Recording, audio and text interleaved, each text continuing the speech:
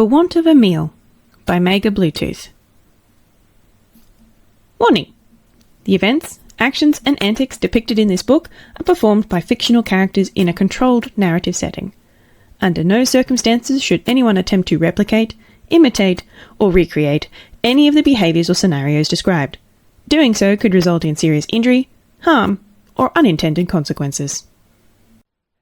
Louise Thrushwood was a modest, motherly mouse that lived within the walls of a quiet two-storey home. If anything could be considered loud in her home, it would be the bellies of her grandchildren, and as the family's food provider, it was her duty to keep them quiet. Each morning, before the sunrise, she would make her way to the house's kitchen to gather crumbs, drippings, and other scraps that had been carelessly left behind by the house's larger residents. This was the Thrushwood way, to take only what was left behind while no one was around to care. The most reward with the smallest risk. It allowed her and her family to live in the house without its residents being any the wiser, and she wouldn't hear any talk of her family being a bunch of thieves. As her father always used to tell her, it's not stealing if no one wants it. Louise had never encountered any of the house's giants, but she knew that they were fond of midnight snacking and less fond of cleaning up after themselves. As a result, most of what Louise scavenged consisted of various cheeses, crackers, and cookies, which made up the majority of her family's diet. She would have liked if the housemasters snacked on some more fruits and veggies now and again, but scavengers couldn't be choosers. Wielding her father's sword, which had grown far too dull for combat, she would poke each crumb, inspect it, and place it in her basket if it passed her inspection. That morning, she happened upon something truly special in the midst of rounding up a scattering of cookie crumbs. One of the crumbs in question happened to contain a fully intact chocolate chip, the food of the gods. After sniffing it to confirm it wasn't just a raisin, she held it up to gaze at its shine in the sunlight.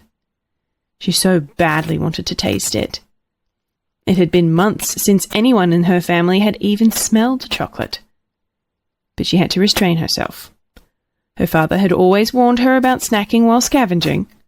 One thoughtless bite could quickly lead to an empty basket, and Louise couldn't bear the thought of her family going hungry because of her. After depositing the final crumb into her basket, Louise sheathed her sword and immediately headed for home. She didn't want to risk sticking around once the housemasters woke up. The less time she spent outside her mouse hole, the better. The Thrushwood home was already full of life by the time Louise returned. The triplets were playing around on the couch. Sophia was hard at work putting her ribbons on everything, and Elizabeth was skulking in the corner practicing her evil stare.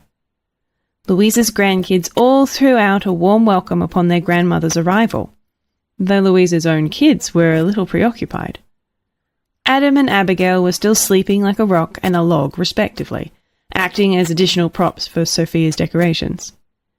Meanwhile, Morgan was already doing the prep work for breakfast. She was never one to take it easy. Louise wanted to keep the little surprise that she had found that morning a secret, especially from Morgan. It was difficult enough to convince her to feed her kids the cookie crumbs she scavenged, but Louise understood. It was Morgan's job as the mother to be a stick in the mud. But at the same time, Louise felt it was her duty as the grandmother to spoil her grandkids rotten.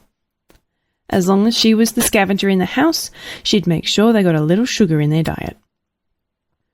Louise did wonder how much longer that would be, though. More and more, Morgan had been hinting that Louise consider retiring her role as the family scavenger. Louise was already in her mid-50s, and her vision wasn't exactly as sharp as it used to be. Louise could see her point, but every time she thought about hanging up her cape, she'd remember the smiling faces of her little ones every morning she brought in a basket of goodies. It made her feel like she was doing her part, like she was a precious member of the family that couldn't be forgotten like her father was. She had a role to play, and she was the best to play it. Morgan, Adam, and Abigail had only scavenged a handful of times, and they still had a long way to go. Morgan was too cautious, and she couldn't find enough crumbs to fill her basket. Adam had a tendency to snack on the job, and Abby was too easily distracted by the wonders of the larger house. Louise wanted to see them improve, but she wasn't ready to let go of her title just yet. She knew she had many more adventures left in her. As lively as the Thrushwood household could become, nothing turned it on quite like mealtime. No Thrushwood nose could resist the siren song of the dinner table, especially during breakfast when the crumbs were at their freshest. Even the most tasteless of saltines burst with flavour when placed on a plate with a sprinkle of grandmotherly love. Unlike the patrons of the larger house, they would not leave one crumb behind. Dropped food would be eaten off the floor without hesitation. To do otherwise would be hypocritical. Louise had melted down the chocolate chip to use as a topping to the cheese, cracker and cookie crumbs she'd scavenged that morning. She played the role of the chocolate fairy, sprinkling a little touch of heaven onto each of their plates. When it came to Morgan's kids, however, it didn't take much in the tank to get their engines running. Davy grabbed his ball from the living room to toss around. Sophia started biting her food face first like a wild animal, and Abigail suddenly found it difficult to resist teasing her twin brother. They were almost as energetic after eating it as they were just to see it. Even picky little Elizabeth had a chance of joining the clean plate club with chocolate on the table. Louise couldn't begin to measure her joy at seeing the table so alive. Morgan, on the other hand, was on full damage control, striving to quell the storm that was brewing as a result of combining her kids and sugar. She'd never understand why her mother enjoyed causing such chaos. As she attempted to wipe the chocolate off a jittering Sophia's face, Davy threw his ball a little too hard, knocking off Douglas's glasses and flying back into the living room. Dirk was naturally upset with this manoeuvre, as it was actually his ball, and he didn't like the looks of where it was flying. Morgan chastised Davy for playing around at the dinner table, failing to notice just where that ball was heading. The ball had rolled all the way from the dining room table, across the living room, and out toward the front door. Were the door shut, it would have harmlessly bounced off it. However, in the excitement of preparing her chocolate topping, Louise had forgotten to close the door behind her. Thus there was nothing to stop the ball from rolling through the open door and into the untamed wilderness of the larger house. If there was one rule in the Thrushwood house, it was to never leave the safety of the mouse hole after sunrise for any reason.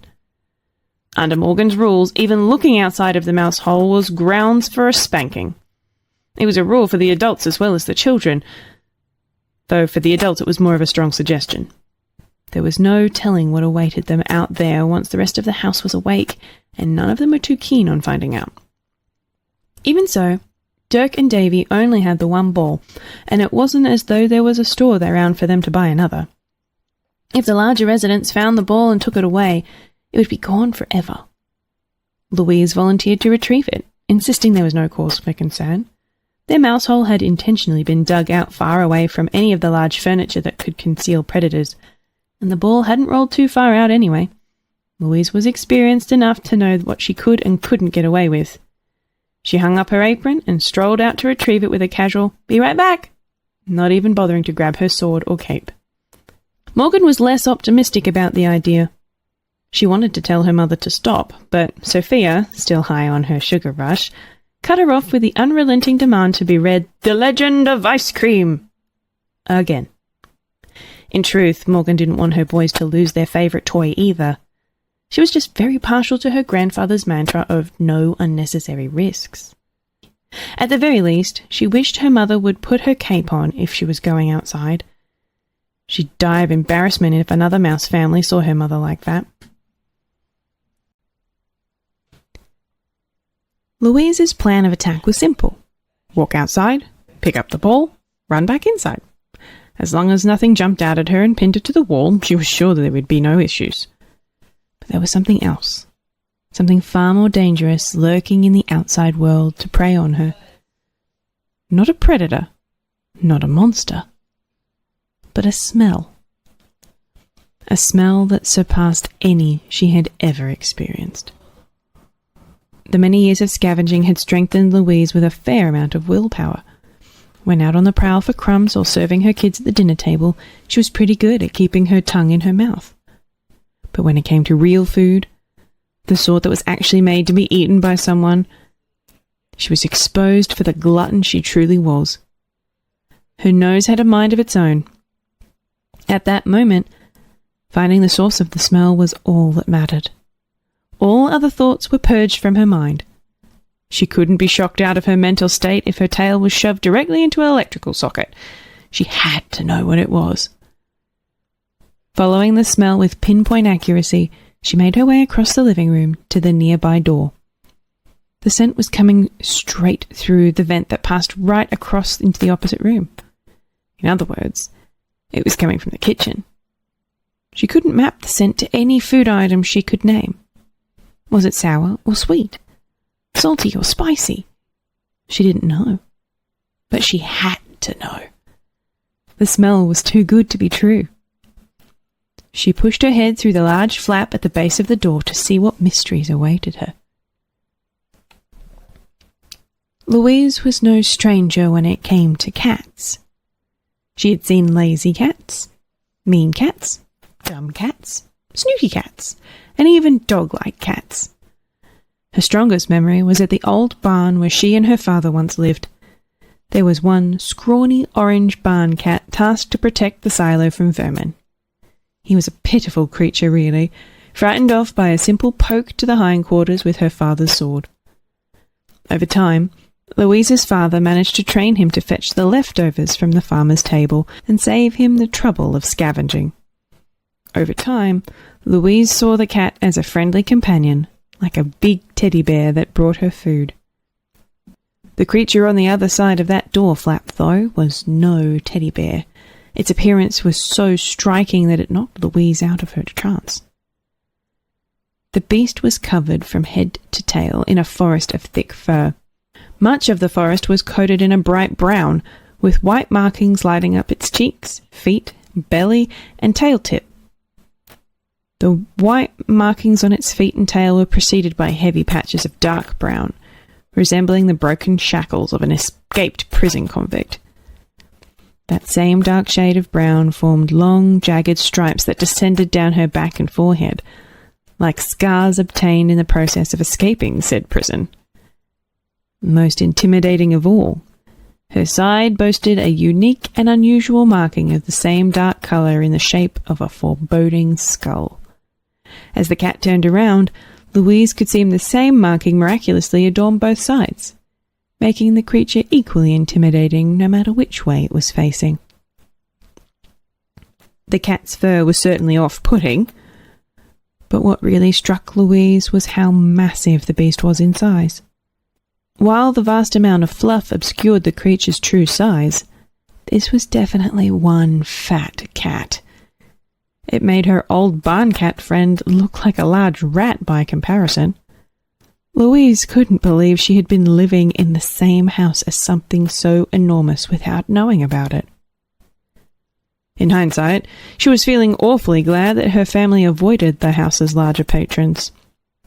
After taking in the sights, Louise's thoughts turned back to the smell. The cat was rather unceremoniously lapping up a bowl of milk on the kitchen floor. It was a familiar sight for Louise. The barn cat did it all the time. But where was that smell coming from? The aroma certainly wasn't coming from mere milk, and there didn't seem to be anyone else in the kitchen. But Louise's nose didn't lie. This was definitely the room it was coming from. Just then, Louise heard a loud ding. She instinctively ducked down, thinking the cat had noticed her or Morgan had come to drag her home. In actuality, it averted the cat's attention even further away from Louise. Louise watched intently as the cat made its way over to one of the large kitchen boxes she had always found too risky to mess with during her scavenging.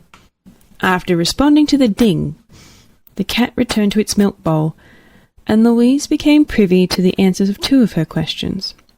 Where was the smell coming from? And how was this cat so fat? It seemed a little strange to see a cat with a milk bowl without a food bowl to go with it. The cat returned not with one food bowl, but with 5. Each one contained a gloriously fattening dish beyond anything Louise's taste buds had encountered. If she couldn't smell it herself, she'd never believe it. Soft swirl ice cream sandwiched between 2 donuts, boiled shrimp coated in chocolate, a burrito stuffed with cheese fries and layered with honey, and one of the bowls looked to just contain a jar of mayonnaise with an ice cream cone stuck to its lid by way of caramel.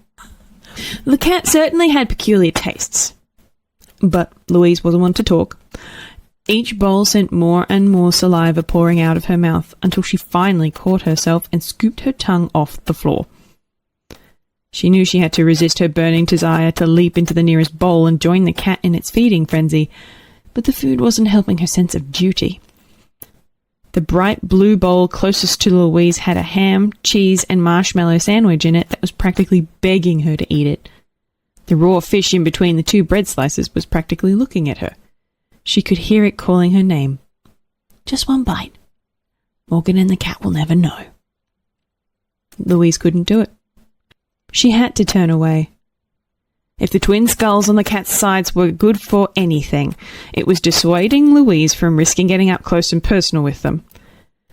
The last thing Louise wanted for was this creature to find out there were mice in the house.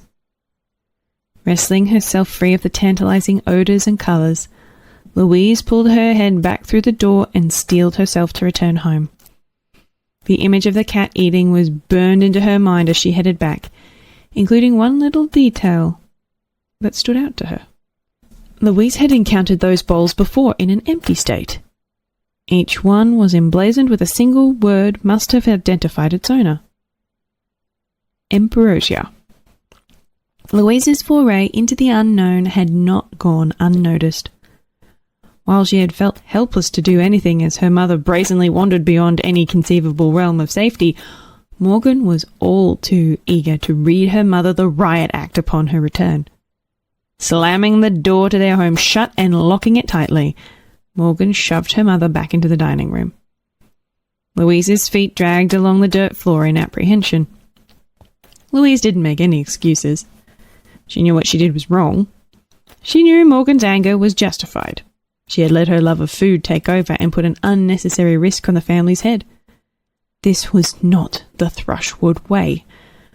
What would her father think if he were here to see this?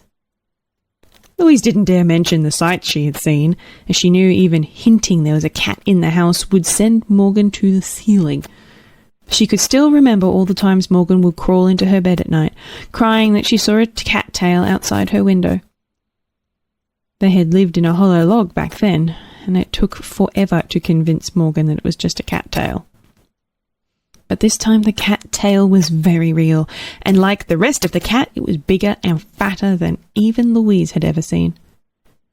Louise wasn't about to tell Morgan how close she had come to revealing herself to it, though it didn't seem like she could make things much worse for herself. Morgan insisted that if Louise was going to act like a child, then she would be treated like one. From that day forward, Louise was to follow all of the same rules as Morgan's children. No leaving the mouse hole or even looking outside of it under any circumstances. Naturally, this meant her scavenging days were officially over. Louise wanted to protest, but she had nothing to counter with. What she had done was reckless.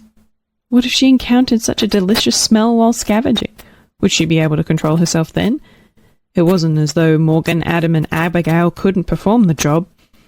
It would probably be better in the long run for them to start getting that experience. Louise just wished her time didn't have to end so abruptly. Louise meekly accepted her daughter's punishment in silence. Though her sadness was overtaking her, it lessened as she handed Dirk his ball, watching the smile on his face as he scampered off to play with it. She wanted to keep feeling it, that feeling of providing for her family, that feeling of being useful. Whether she was a scavenger or not, she wanted to keep that feeling alive, even if she had to fight off 100 cats to make it happen. The following morning, Louise rose before the roosters crow to carry out her scavenger duties as normal, only realizing when she got to the front door that it was her first day of forced retirement. Morgan had modified the sign on the front door to say no children or old ladies beyond this point. Louise got the message, but she felt a bit slighted. She wasn't an old lady yet, so clearly this sign didn't apply to her. She looked back to confirm her kids were still snugly tucked in bed. Then she impishly pushed open the door and stuck one foot out, as if to stick a finger in the sign's eye. As she did, she suddenly felt glad that her kids had overslept. The gigantic cat that Louise had encountered the day before was suddenly before her, napping in the centre of the living room right next to the kitchen door. What was the beast doing here? Why now of all times? Louise had never encountered it before yesterday. Had it detected her? Had Louise given away that there were mice in the living room? Was it her drool? While all of these questions buzzed through her mind, they were all eclipsed by the second unusually large object in the room. A well-sized slice of cake, at least 3 times as big as Louise's whole body. It was resting on a plate, uneaten, right in front of the snoozing cat. Louise didn't know what to make of such a sight. Did the cat originally have the entire cake and fall asleep after eating all but one slice? Did someone set the cake down as a treat for the cat after it woke up? Was this cat perhaps so pampered that it coughed up cake slices instead of hairballs? In any case, it was clear that this cake was off limits. She knew her father's words all too well. Scavengers only took what was unwanted. Anything more was stealing. It didn't matter how much her tongue was screaming for satisfaction. It didn't matter how much it looked like that cat could sleep through construction work in a thunderstorm. It didn't matter how much untold joy her grandkids would experience receiving even a single lick of that frosting. There was simply no way she could run out and take a piece of that cake, even if it was within the safety zone. It was unthinkable. Yep, completely out of the question. Before Louise knew it, she was standing beside the cake, her heart pounding from her chest so loudly she was afraid it would wake the cat. She couldn't remember how she got there, or even when she put on her cape. Her nose had staged a mutiny and had taken control of her feet. Not that she realized such a thing at the time. It was too rational for her state of mind. Her mind was on the cake, the delicious, all-important cake. Her eyes were practically turning pink to match its glossy glow as she shambled towards it like a zombie. How much could she take? Was it better to go for the front or the back? Could she dare make 2 trips? Should she use her cheeks like a squirrel to carry as much as possible? Would it still be edible if she did? All of these fleeting thoughts eventually gave way to one word. Strawberry. Without skipping a beat, she thoughtlessly clambered onto the cake slice and seized the crown jewel resting on top of it, twirled around and sprinted back to safety, out of the snoozing behemoth's long reach. At least that's how it went in her head. In reality, her legs had become nothing more than wheels spinning in the mud. They were moving quickly, but her body wasn't going, and there was a suspiciously heavy weight now resting on her tail that even her cake-addled brain couldn't ignore. Louise suddenly understood the feeling her daughter had felt when fearfully climbing into her parents' covers all those years ago. With thoughts of frosting and happiness forcefully ejected from her mind, all now she could dream about was the thought of her dad petting her head and comforting her with the revelation that it was only a cattail. By the time the cat released its vice grip on Louise's tail, the mouse was too paralyzed by fear to even consider running. With much of her mental facilities restricted, Louise could only stare up at the controller of her fate. The massive beast glared down at her with those watchful green eyes, shining bright enough to illuminate a dark room.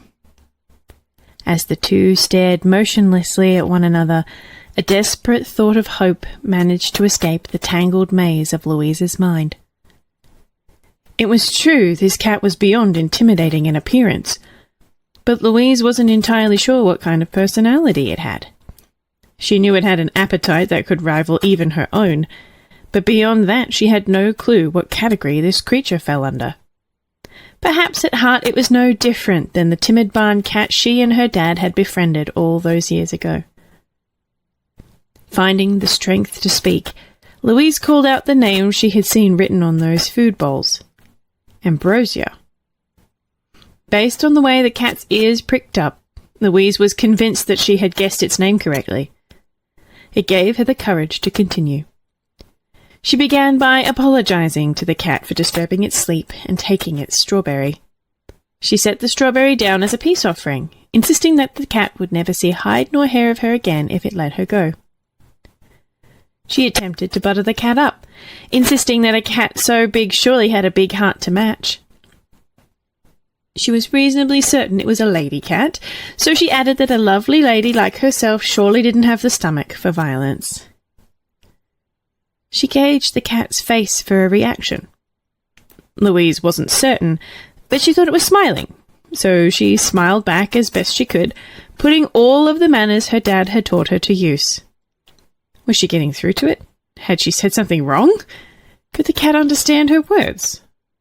She wasn't ashamed to become a total kiss-up, but she wasn't certain what traits the cat would even want to be praised for. Was it proud of its fluffiness? Its appetite? Its fur markings? Louise didn't know what to praise, but she knew she had to pick something. In the end, she blurted out that she'd never seen such a fat cat before, and she instantly felt the colour seep out of her pores. Why had she said that? It had sounded much better in her head. But who would ever take that as a compliment? Accepting that she had possibly sealed her fate, Louise put on her cutest, most innocent face, and then she waited. Waited to see how the cat would respond. Back when Louise lived in the barn with her dad, she would often play fetch with the barn cat. She'd tie up some hay into a ball and toss it out the window, watching with joy and amusement as the cat would clumsily fumble over itself to clamber out the window and retrieve it, only to bring it back with an ignorant grin on its face, hungry for more. Louise never understood what made that cat so eager to chase around a simple ball of hay, so she was surprised to see Ambrosia present her with a similar toy, a ball made entirely of yarn instead of hay. Louise got closer to inspect the yarn, checking to see if there was anything special about it. After finding nothing spectacular, Louise offered to play fetch, feeling a little nostalgic at the prospect. Ambrosia simply nudged the yarn closer, as if suggesting Louise to take a closer look. Curious, Louise peered into the tangled maze of yarn. As she stared, she felt her mind slipping away into the criss-crossing red lines. She started appreciating it like a work of art, the lines flowing in random yet orderly methods and converged into one collective sphere. Was this what Ambrosia wanted to show her? Was this cat a lover of the arts? Louise was beginning to see the appeal.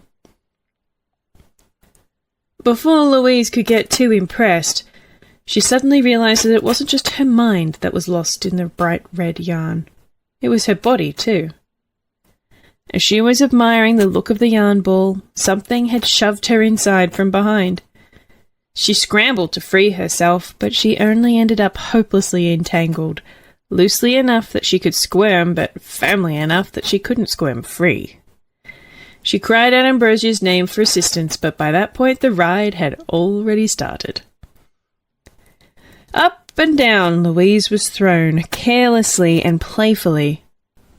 The yarn ball would fall onto the cat's paws, getting kicked around before being launched high into the air once more. Were Louise 20 years younger, the experience may have been exhilarating. But right there, in that moment, it was all she could do to keep her heart from leaping out her mouth and screaming. Was this her punishment? Was she getting her just desserts for stealing the strawberry? She wasn't used to such a thing. Her dad had been one to spare the rod when Louise acted up. She wondered if her gluttonous mannerisms would be as much of an issue if she had someone like Ambrosia as a mum. Perhaps this would be good for her in the long run. While she couldn't stop herself from squeaking in terror, Louise decided to suck it up and accept the cat's punishment. After all, if she could earn the cat's forgiveness, it was worth a little mortal terror. Despite Louise's best efforts, it seemed her mortal terror was slated to last a little longer. After Ambrosia finally tired of the yarn ball, the cat suddenly dropped it and walked off, as if its mind was suddenly wiped of Louise's existence. Louise thought it was a good sign, as if the prison guard had just thoughtlessly dropped the keys to her cell in front of her. However, she still couldn't quite squirm free of the yarn. She spent a few minutes struggling, using her teeth to gnaw through the tasteless licorice. But just as she was about to find an opening, a loud and mysterious wind from above suddenly ripped her from her bonds and took gravity as payment. Louise was sucked into a dark plastic tube. There was hardly an inch of room to move around. She had slept in sewer pipes that were more spacious. But before she could make heads or tails of her predicament, the mysterious gust of wind roared again, this time spitting her out of the tube and into the open air once again. The air just kept blasting out at her, and Louise was left dangling in place, too small to fall and too heavy to float. It was then that Louise realized she was being assaulted by some kind of air-controlling device. And at her backside was Ambrosia, manning the switch to the machine. Louise understood clearly. This was the second phase of her punishment. Every few seconds, Ambrosia would flick the switch back and forth, changing the direction of the wind to pull Louise in and out of the tube. Looking at Ambrosia's face, Louise could see a sinister grin that only seemed to grow the more Louise squeaked. Was this more than just an act of justice? Was this payback for that fat cat comment? Thinking about it, Louise herself had once set a pitfall trap for an ex-lover that called her a fat rat, and her expression at the time wasn't too different than Ambrosia's was now. Perhaps it would be hypocritical to hold this cat in contempt for getting enjoyment out of this. With that in mind, Louise decided to let the cat have her catharsis. Though her sides started to chafe from sliding in and out of the tube so much, at least she could feel good that she wasn't yet too fat to fit inside. Louise couldn't fathom how much longer this punishment would go on. After Ambrosia tired of the wind machine, Louise was taken into the next room over. It wasn't the kitchen, so Louise had never encountered it before. Much of it was too dark to see, but Louise could make out the desk that hosted a series of black boxes on it, with one of the black boxes off to the side on the floor. Ambrosia grabbed a small round device that was resting on a thin rectangular cushion and tossed it aside, placing Louise on the cushion in its place. Then the cat pressed a button on the lower box, and a blinding light shone from the upper one, accompanied by a fanfare of electronic instruments.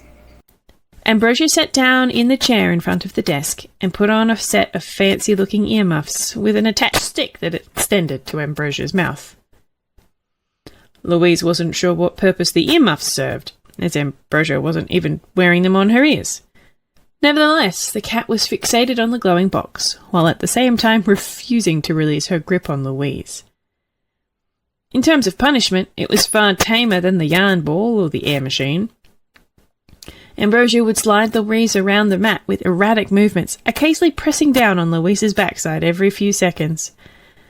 Louise couldn't understand how this movement translated to the shiny box, as Ambrosia seemed to be really happy with what was going on, hardly paying any mind to the mouse at all. Perhaps Louise was being used as a stress ball, while Ambrosia consulted the shiny box. Reaching into the desk, Ambrosia pulled out some junk food to snack on during her box game. The smell surprised Louise, as she had never imagined that food could be found in the house outside of the kitchen. She was especially surprised to see Ambrosia pull out a homemade ice cream float that was still projecting its coldness. Fridges go in kitchens, not dark mystery rooms. Did this cat have a second fridge just for playing box games? More importantly, Louise was desperately trying to figure out if she had managed to win the cat's favour yet. She was content to act as the stress ball or whatever if the cat would just sign a release on her detainment. Once she got used to it, the pressure from Ambrosia's paw was even a bit relaxing, like a deep tissue massage. She wanted to ask Ambrosia if they were square, but it didn't seem like quite the right time to ask. Whatever game Ambrosia was playing, she appeared to be winning. Louise's eyes still hadn't adjusted to the light after being removed from the box room, but she could tell from the colour of the wallpaper that she was in another new room. She wondered if she would ever see the living room or her beloved family again. Short of earning Ambrosia's forgiveness, Louise had been counting on the cat getting bored or running out of things for her to do, but each of the cat's cages just seemed to give way to another. After having her fill of snacks and box games, Ambrosia seemed to be in the mood for a nap. It made sense. Most of Louise's memories of cats involved them sleeping, or being drowsy enough to lull to sleep, a fact to which she attributed most of her family's survival. Even so, it seemed she wouldn't be getting out of this one quite so easily, as Ambrosia set a hairbrush in front of Louise before assuming the curled position of a sleepy kitty. She also refused to close her eyes until Louise began brushing her fur, reopening them each time Louise took a break. Louise calculated her options. Even if Ambrosia did nod off, Louise felt as though all of her goodwill would fly out the window if she was suddenly gone when Ambrosia woke up. And that was assuming she could even get away. What if she made a run for it before Ambrosia was fully asleep? There was no way she could outrun a cat at her age. Beyond that, where would she even go? She didn't even know what room she was in, which might have even been the reason the cat chose this room for nap time. Who knew what kind of crazy rooms this house was hiding? One wrong turn could take her right into the hall of mousetraps. She may as well have been trapped in a maze. Without some pungent cheese to guide her to the exit, her feet were glued in place. While her condition was disconcerting, there was something else eating away at her. Before settling down, Ambrosia had brought with her a bowl of buttered brownie bites from the box room to serve as one final snack before bed. Though the promise of escape was tempting, Louise could hardly focus with those puppies licking her nose. Like the strawberry cake that came before, the smell was heavenly, and this time they were tantalizingly close. One of them was even hanging out of its porcelain lodging, extending its reach towards Louise like a forbidden lover. Louise wanted to accept its embrace, to grant it a simple peck on the cheek. She might have gotten away with it had she been pampering one of the lazy cats from her childhood. Because of that fact, she underestimated Ambrosia's energy and greed. Louise never could have imagined just how watchful the cat's eyes were when it came to her food. Louise was practically humming her funeral march as Ambrosia carried her into the kitchen. She felt no different than when Morgan had caught her the previous morning before. Once again, she felt unable to make an excuse. She had fallen victim to her tongue twice in 2 days. The best she could hope for at this stage was a well-seasoned casket. After wedging Louise inside a salt shaker to keep her in place, Ambrosia grabbed a large loaf of bread from the pantry. The size of the bread astounded Louise, but it was quickly wiped from her mind as Ambrosia pulled open the fridge. As the faintest chill from the big icy box blew across her face, Louise's jaw fell open. She was starstruck. Her vision rapidly switched from blurry to picture-perfect as she ogled over every sacred treasure she could spot. All the meals she and Morgan could prepare if she got her paws on just one of them. Louise's mind buzzed with images of her family dipping all of their potato crumbs in ketchup, or sampling something as exotic as zucchini. Never mind all the meat that was in that fridge. Louise could recall the time her dad had managed to snag the two of them a leg of wild bird. The bird was awfully huffy about it, but even getting an earful of bird poop couldn't have ruined the magic of that experience. What a marvel it would be to share it with her grandkids. Louise couldn't even take notice of why Ambrosia opened the fridge or what she was rummaging around for. She was captivated by the sights and smells that were courting her eyes, nose, and tongue. All this time, this was the paradise she had blinded herself to by adhering to her father's no-risk principles. She felt as if a blindfold had been pulled from her eyes. To experience something such as this, how could she not take the risk? If only she had realized sooner, she and her family would have known full bellies, if only for a little while. Instead, she was filled with regret and shame. Regret that none of this food would ever reach her own lips or the lips of her family. And shame that her final moments would involve her spitting on her father's legacy by abandoning his principles in both body and spirit. All she could hope for was that his eyes still weren't good enough to see her as he watched from on high. Was this refrigerator the science lab where Ambrosia concocted her ridiculous food combinations? The cauldron that summoned her magical artifacts? It had to be. There was no mistaking it. Louise vowed that if she somehow survived Ambrosia's punishment, she would bring at least a crumb from that fridge back home, even if she were reduced to her head and had to store it in her cheeks. No matter how long the moment seemed to last, it was still just a moment. Eventually the fridge shut, and Ambrosia returned with the tools of her trade. Louise recognized the items she was holding immediately. Sandwich fixings. She gulped, for what she figured would be the last time, as Ambrosia put on her chef's hat and began slicing the bread in two. Ambrosia pulled Louise from her salt shaker prison and removed her cape and glasses, presumably to increase her flavor profile. Then Louise was placed between two fluffy buns of the bread variety. Once the mouse was in place, there were no rules for what else was placed to act as her neighbours. Lettuce, tomato, mayonnaise, peanut butter, raw fish, whipped cream, and a slice of pizza for texture. It was a signature Ambrosia creation. Though Louise had been willing to accept her punishment, once she was inside the sandwich, her survival instincts took hold. She didn't want things to end like this. She wanted to see her family again. She wanted to eat tasty food. But now wasn't the time to think about snacking. Ignoring all of the delicious toppings that surrounded her, Louise scampered towards the end of the sandwich furthest from Ambrosia, hoping the cat's chomping was slowed by all the snacks she ate earlier. Ideally, with all the toppings the sandwich had, the cat wouldn't even notice she was missing. She poked her head out of the sandwich, squeaking in terror as she strained to pull her back half free as well. After finally freeing herself, she started to make a run for it, but paused when she didn't hear Ambrosia's massive footsteps chasing after her. As she looked back, she was further surprised by the fact that Ambrosia hadn't even taken a bite of her sandwich. She was instead holding her belly, her tongue flailing out of her mouth as she trilled in amusement at Louise's performance.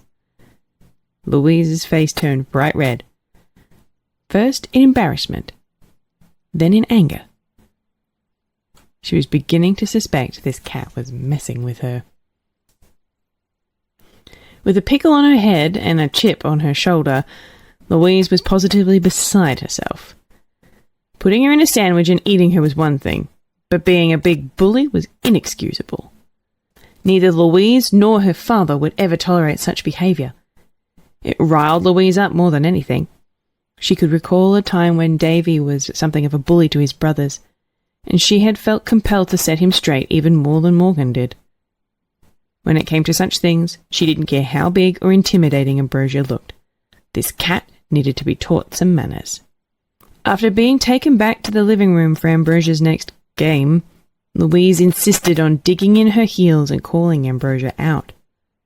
Like a stern mother, Louise lectured Ambrosia about treating others with respect, as well as being grateful for the food she had. And like a rebellious teenage daughter, Ambrosia only stared back with a smirk, playfully chomping at a leftover cucumber from her sandwich, while she looked down on Louise as if onlooking a circus performance. It was clear that Louise's words weren't getting through Ambrosia's thick skull. Such a feat would take action, and Louise knew just the action to take. She would need to employ the strategy she had once used to get Davy on the straight and narrow. Standing tall despite her head pickle, Louise challenged Ambrosia to 3 events of her choosing. If Louise lost even one, Ambrosia could do as she wished with her. But if Louise won all 3, then Ambrosia would have to share some of the food from her fridge with Louise and her family. What a time for Morgan to finally wake up for scavenging duty. Morgan had no idea what her mother was thinking. She didn't even know where to begin. What was her mother doing outside the mouse hole? Why did she blatantly ignore her note on the door? Why didn't she have her sword? Why was she helping a four-legged killing machine set up an obstacle course? More importantly, why was the four-legged killing machine helping her do the same? Morgan had only met one cat before in her life, and she could still remember the hungry look in its eyes as it picked her up with its tail and licked her across the face for a taste. Lucky for her, that cat wasn't fond of the flavour, but this walking she-demon looked fit to scarf down the entire family as a morning snack. Had they really been living alongside such a monster? Morgan didn't understand why or how her mother had lost her mind, but she certainly wasn't about to step in and doom them both. Her mother was on her own. Even so, Morgan's curiosity compelled her to watch. Why had her mother challenged a cat to an obstacle course? And why had the cat agreed? After setting up the chalkboard to act as a scorekeeper, the first event was on.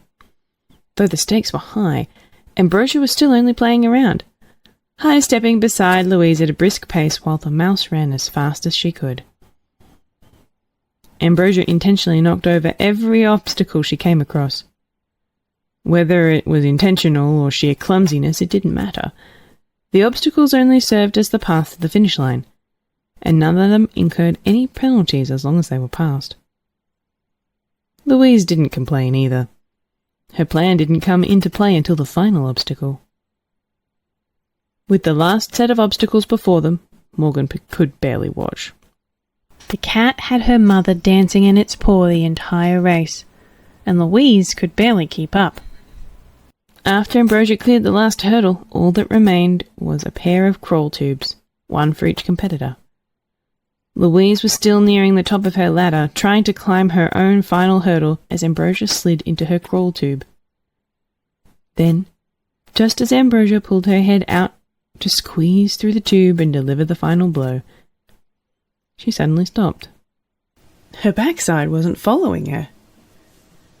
Cats were known for their ability to squeeze through narrow spaces, but such an ability had its limits. Louise knew this, and she knew in Ambrosia's case that limit was the size of her massive derriere. Though the cat had no problem squeezing herself into the tube, no amount of squirming was going to get her back out. Like a piping bag clogged with too much cookie dough, that cat wasn't going anywhere, much less crossing the finish line. The best she could do was helplessly roll from side to side, unable to move an inch forward. She had become one with the tube, and that meant Louise was free to clear her own tube and take first place in the first event. As a mouse, she fit through hers with ease. Were Louise a certain kind of mouse, she would have been tempted to let Ambrosia get used to her new way of life. But Louise always kept her promises, and she was insistent on completing the 3 challenges. She left right away to get the butter, instead of accepting vindication for calling Ambrosia a fat cat as her prize. Morgan wasn't too keen on the idea of releasing the cat from its big blue shackle, but she had to admit she was impressed her mother could show the creature up. With a face full of shame and a belly full of butter, Ambrosia's tail waggled in anticipation of the second event. Louise could tell she was no longer playing around, and given her performance in the obstacle course, Louise didn't blame her. Louise had planned for this, though, and was ready to announce the second event. Of the few cat toys Louise could name, there was one she could call her favourite, one that her father had once used to save her from a whole basket of kittens. The dot maker. Louise knew cats loved chasing around the red dot made by the dot maker, even cats that didn't like to run. That was why she knew Ambrosia had to have one, and it didn't take much probing for Ambrosia to draw it out of her toy box, which meant Louise had everything she needed for the event. Using the dot maker, Louise would try to keep the dot away from Ambrosia for 10 minutes. If Ambrosia caught it before time ran out, she would win. If Louise's dot could evade her for all that time, she would win. In order for the light to be caught, Ambrosia would need to hold it in her paws for at least 5 seconds. And to make sure Ambrosia was content with these conditions, Louise made sure to offer Ambrosia the option to refuse the challenge. That is, if it was too difficult for her. Naturally, Ambrosia would never refuse after such a statement. She indicated her acceptance by lowering into a pouncing position. Louise nodded and started the timer. Morgan was given a front row seat as a cat transformed into a frog before her very eyes. Having been drawn out of her mouse hole to watch more closely, it was all she could do to hold in her laughter. The cat was clumsily and determinedly leaping and flopping its way around the living room, desperately trying to catch a collection of light. As the cat's frustration increased, it began diving into the light head first, trying to catch it in its mouth. It paid little mind to what its face slammed into, whether it be floor, wall, or lamp. Morgan could commend the cat's resilience, though she started to wonder if it was actually just an oversized kitten. Even Sophia wouldn't fall for such a simple trick. Louise felt a little bad for deceiving Ambrosia. In truth, the real challenge was for Ambrosia to reject the challenge. Once Ambrosia failed that, it was already over for her. On the one hand, Louise hoped she could show Ambrosia how it felt to be deceived, but she also didn't want to deceive herself. She knew that a part of this was payback for Ambrosia's contemptible treatment of her earlier, as she couldn't stop smiling as Ambrosia got more and more flustered trying to catch the laser. After the timer went off, Ambrosia was left with empty paws and egg on her face. It would all be settled in the final challenge. As the final challenge lay before them, Louise steeled herself for the worst. She knew that Ambrosia would be on high alert after the results of the first 2 events. If she wanted to win the third, no amount of trickery would suffice. It had to be pure skill that bested the cat. That was why she picked the event that she was best at, even though it happened to be her competitor's best event as well. The plates had been scattered around them, some still warm from the microwave, others still cold from the fridge. The 2 would compete in a game of Uncle. The first to stop eating would lose. Ambrosia couldn't have been more confident or amped up, though Louise wasn't ready to roll over either. The feasting went on for nearly an hour, dirty plates being licked clean and flung around. Louise had to dive off quite a few plates to avoid getting lapped up herself. As the one with the bigger mouth, Ambrosia had the clear advantage when it came to sucking up more at once. But even with that advantage, Louise was matching her pound for pound. The mouse was surrounded by an ocean of foods she had never experienced before. Each new taste sent her on a 1,000-year journey through a dreamlike landscape, and it was doing wonders for her metabolism. As the 2 bellies began to fill, crumbs started to be left behind, and as they reached the 14th wave, Ambrosia looked to be breaking into a sweat. A belly that once had no limits was now finding those limits being tested. Meanwhile, Louise's belly was filled with a fire that could not be snuffed out. The question of hungry or full no longer mattered to her.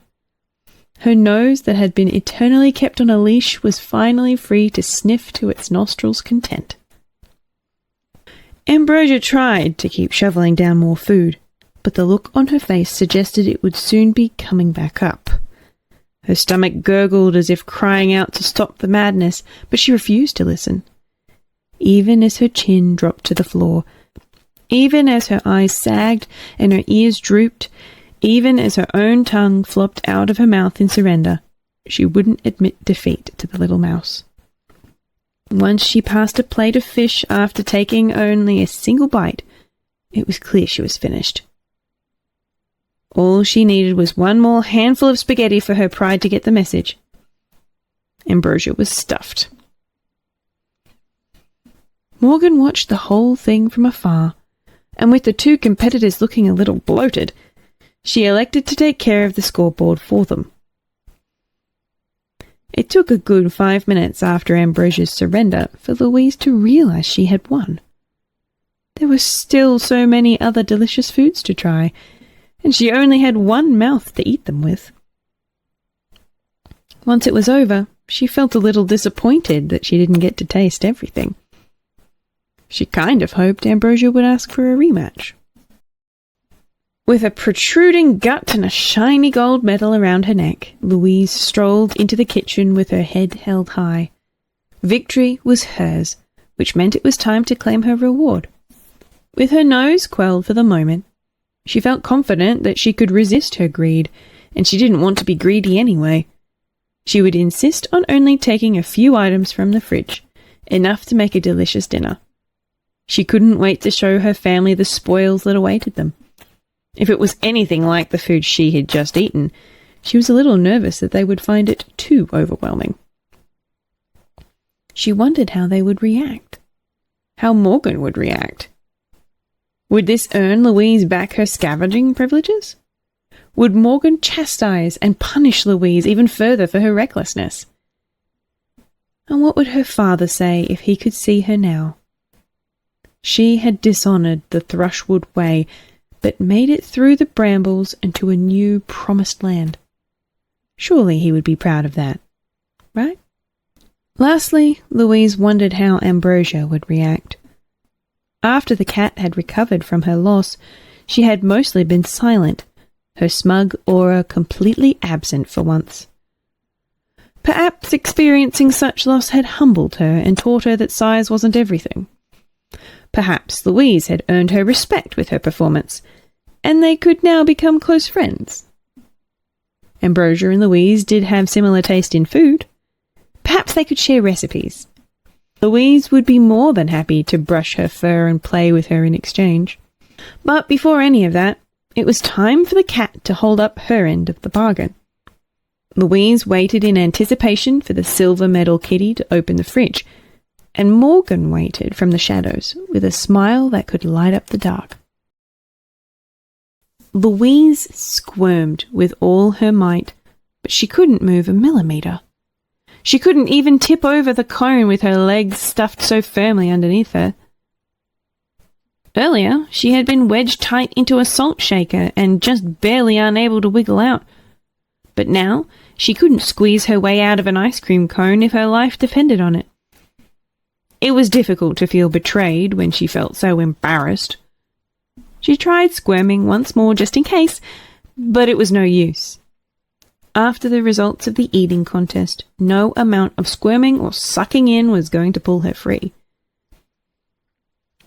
How had her luck taken such a dire turn? Now she knew how Ambrosia had felt in that tube. Or perhaps in general.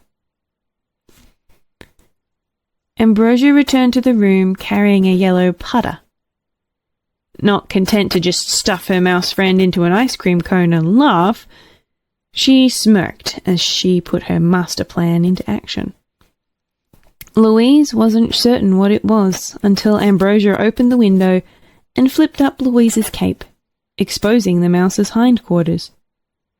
Then it was all clear. It really wasn't a roundabout means of opening the fridge for her. It was banishment. The cat couldn't deal with her loss and wanted to get rid of the evidence. In this case, that was her. Though Louise was in full panic mode at the prospect of being booted from the house, even she wasn't as terrified as the trembling mouse hiding up on the kitchen counter. It was too horrible for Morgan to watch, but she couldn't think of anything she could do. Pictures of her original cat encounter flashed through her mind as she weighed her options, all hope being eclipsed by the image of a cat's inner mouth. Were she to reveal herself in any way, she would just get captured. Eaten at worst, stuffed into her own cone at best. And were she to try to act without revealing herself, a cat that gluttonous would no doubt smell a rat. No option she could think of allowed both mice to escape unscathed, and no option where she did anything resulted in a better outcome than if she didn't. All she could do was watch and wait. Wait for the inevitable spanking that would seal her reckless mother's fate. Louise's father had once told her a story of mice using birds as transportation. Since mice couldn't fly themselves, they could instead use their skills to scrounge up worms and seeds as airfare. Louise never did get a chance to rent a bird herself, but she had always been a little curious as to what it was like. As it turned out, flying was terrifying. It was even worse than being stuck in the wind machine. Unlike in that circumstance, she felt as if there was nothing guiding her way, nothing ready to catch her as she inevitably fell. Everything was out of her control, and all she could do was accept it and soar skyward. She wondered what would become of her family. Would they ever find out what happened to her? Would Ambrosia pick them off one by one and make them share Louise's fate? Even little Sophia? Would Morgan catch one glimpse of Ambrosia and leave the house forever, returning to an unfamiliar wilderness? Would they be okay? Louise had no answer to these questions, but she did have one answer. No matter how far she flew from the house, she would stop at nothing to return. She would stop at nothing to see her family again. Ambrosia snidely waved off Louise's flight, donning her best hat and waving a handkerchief as if to suggest how much she would miss Louise. In reality, the cat felt nothing but joy as she watched her defeats sail out the window and out of her life. With the mouse sent packing, her honor as a cat had been restored, and her perfect record of defeating every mouse she went up against was preserved. Whether or not she went back on her word was irrelevant, as what good was a cat's word to a mouse anyway? Closing the window, Ambrosia felt fit for a celebration. But first things had to come first. There was still one loose end left to tie up. For at least one moment, Morgan had glimpsed at the forbidden fruit her mother had discovered and considered it possible to nibble on herself. But having seen that possibility jettisoned out the window, she clung back to the original Thrushwood way like a childhood teddy bear and rushed home. Her grandfather was right all along. There was no benefit from taking risks. All that mattered was doing just enough to survive until the next day. What she didn't realize was that it was already too late to return to the no-risk life. Lacking her mother's experience with Ambrosia, Morgan had no clue just how watchful the cat's eyes were. Morgan's escape route was cut off by the cat's paw. Upon being caught, Morgan immediately subjugated herself, begging and pleading for her life while throwing out promise after promise that she wouldn't cause any trouble. Her wailing was loud enough to draw the attention of Adam and Abby, who were getting hungry and growing curious how their sister was faring as the new family scavenger. They took one look at her bowing before 20 pounds of raw cat blubber and got the sense that breakfast would be a little delayed that morning.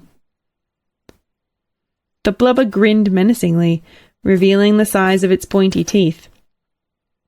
After having so much fun with the first mouse, she was hungry for more.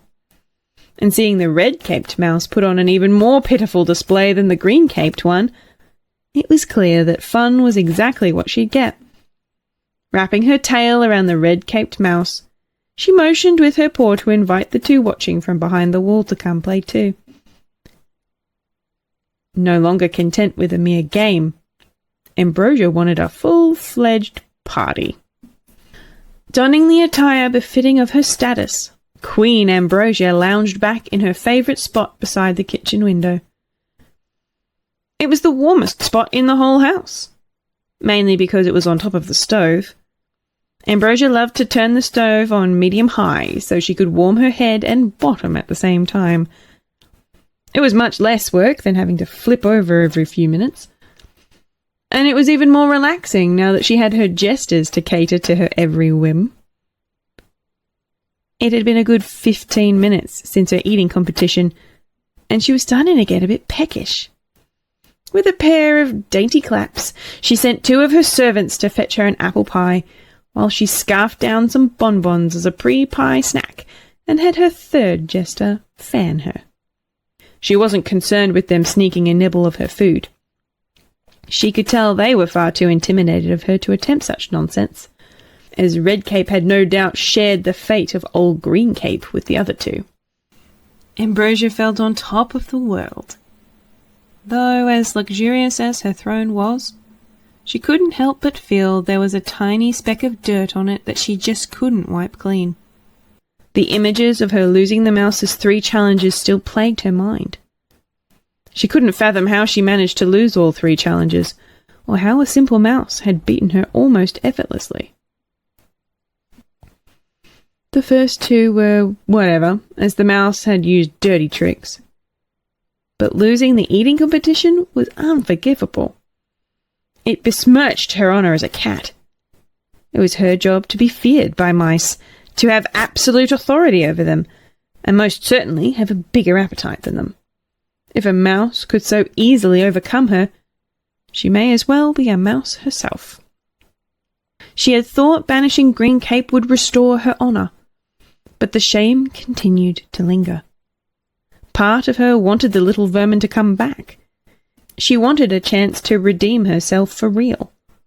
She wanted to face the mouse again and win this time, if she got the chance. This time there would be no playing around, and certainly no falling for any more stupid tricks.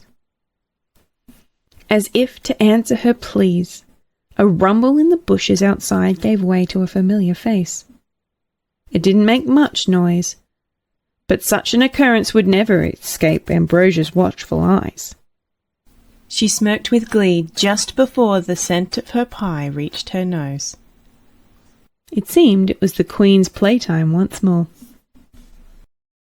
Louise had served as the family scavenger long before her family moved into House Ambrosia. In addition to the barn and the hollow log, Louise had once lived a nomadic life in an untamed forest, minimizing risk by never settling down in one place. In order to stay on the move, she and her father would regularly need to scavenge materials to make a boat so they could cross the forest's main river. The waters could get intense, but with her father's help they always managed to reach the other side, sometimes with 1 or 2 kids in her arms.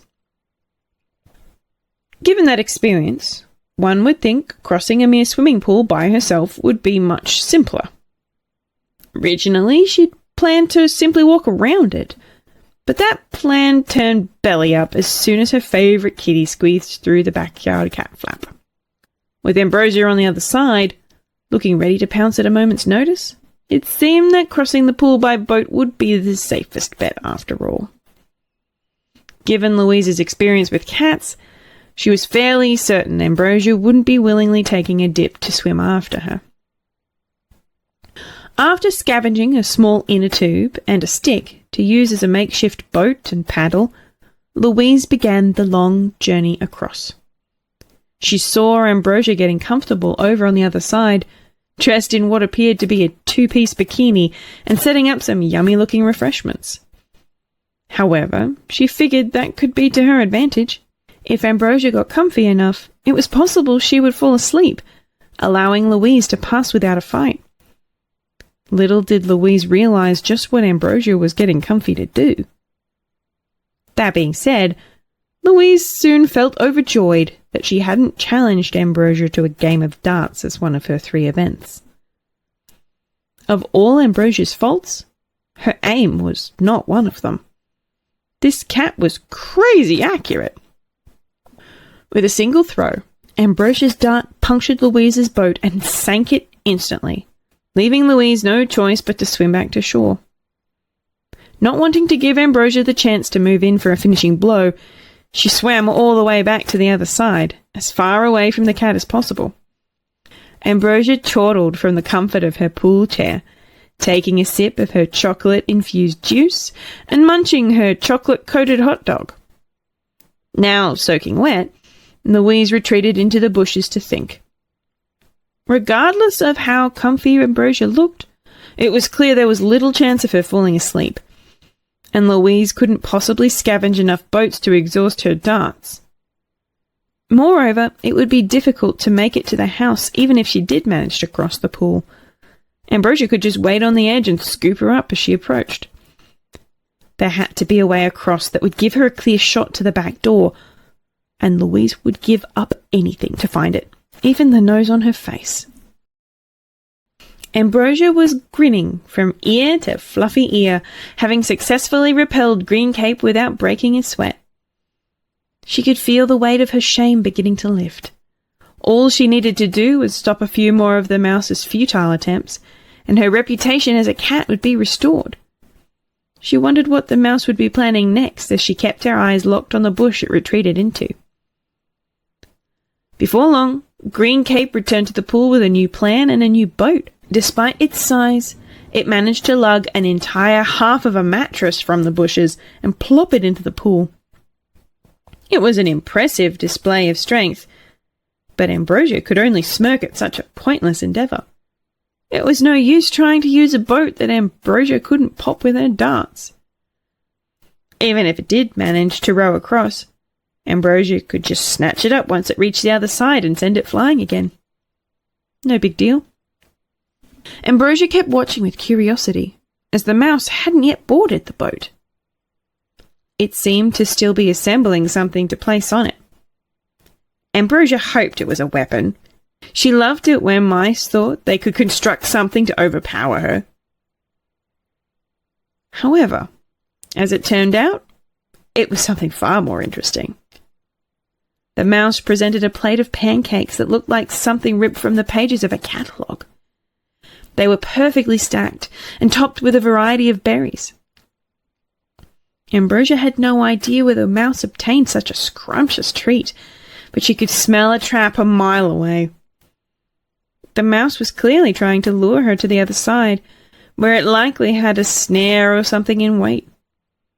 Ambrosia wouldn't fall for such an obvious ploy, no matter how delicious the pancakes looked. Then, as if Green Cape could sense Ambrosia's hesitation, the mouse presented one final ingredient to drizzle down the flapjacks. Barbecue sauce.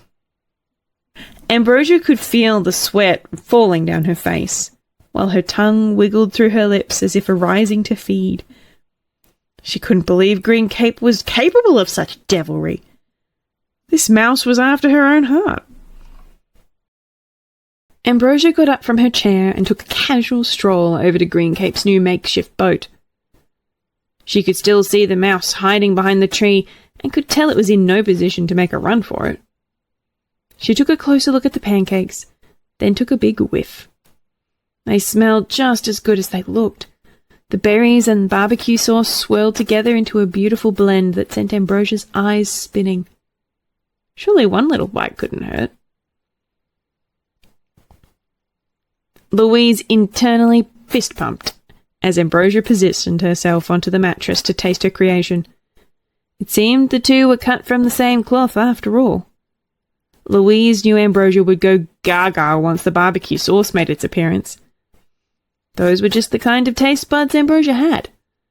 Of course, Louise had them too, and it had taken every ounce of willpower and the prospect of returning home to her family just to keep her tongue off the berries she scavenged. She watched with envy as Ambrosia plucked the big strawberry off the top pancake and popped it into her mouth.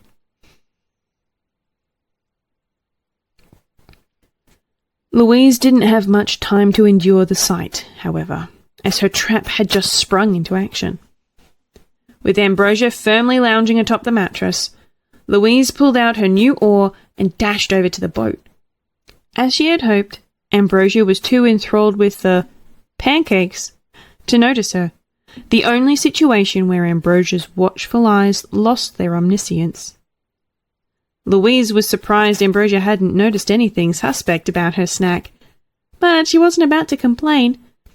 She had been counting on Ambrosia's bizarre taste buds to get her this far, and it was time to seize the moment. With Ambrosia fully occupied, Louise climbed up onto her back and plunged the oar into the chlorinated sea with as much gusto as she could manage. With one hearty shove, the SS Ambrosia set sail, just as the big cat was finishing off the last flapjack. It was around this time that Ambrosia had caught wind of how airy the pancakes tasted, now that the berries and sauce were no longer around to mask the flavour. With the last one still hanging from her mouth, she recognised she had been tricked into eating well-decorated, deflated pool toys. Unfortunately for her, the mattress was already out on the pool, with water on all sides. Were she to so much as wiggle her behind to shake off green cape, she would risk soaking her nice fur coat. Ambrosia dug her claws into the mattress and held perfectly still while Louise rowed the two of them to the other side. It was the outcome Louise had hoped for, but she was still impressed. Who would have thought ill-mannered Ambrosia had it in her to be a perfect little angel when the situation called for it? Louise wondered if there was a way to get her like this all the time. Though Louise had managed to completely pull the wool over Ambrosia's eyes once more, the cat still held all the cards. Once the two disembarked the mattress, Louise was completely at Ambrosia's mercy again. With both of them back on dry land, Ambrosia could punt Louise like a football right into the stratosphere. Louise's only hope was that the experience had made Ambrosia so fearful of the water that she felt compelled to get as far away from it as possible. Lucky for her, the cat was feeling awfully scaredy that afternoon. Ambrosia was completely done with the pool, wanting nothing more to do with guarding it or even standing near it. She scrambled to the back door of the house, deciding to set up a blockade right at her castle gate. Planting herself right in front of the cat flap and steeling herself for the worst, she was adamant that old Green Cape wasn't setting one foot back inside. Her pride as a cat depended on it. Louise knew it would come to this. Getting past Ambrosia here was her only chance of getting back inside. If she tried to find another entrance, she knew Ambrosia would just follow her and block it too. The cat had so much energy that Louise didn't think she could count on waiting until she fell asleep either. No matter how comfy she looked, the cat always seemed to have one eye open. As with the eating competition, this time there could be no tricks. The only way through was brute force. Armed with only a stick, Louise readied herself for a fight. She didn't want to hurt Ambrosia, and truthfully she didn't know if she was capable. She figured her best hope was trying to get a good shot at Ambrosia's backside to deliver a decisive poke to the cat's rear, sending her running away in shock. Louise could only hope Ambrosia and her old barn cat friend shared that trait as well.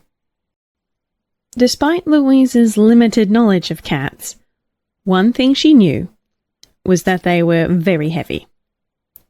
Even though they could contort their bodies to squeeze into narrow spaces, they were impossibly difficult to lift. Ambrosia, being such a big girl, was sure to be the heaviest cat Louise had ever met. That's why Louise was surprised to find her suddenly become lighter than air. It was a phenomenon Louise had encountered once before, and the look on Ambrosia's face gave it away immediately. Louise knew what this meant. She smelled a pie on the windowsill. Checking to her left and right, Louise spotted the pie in question. The window was indeed open, allowing for the pie to release its smell on an unsuspecting public.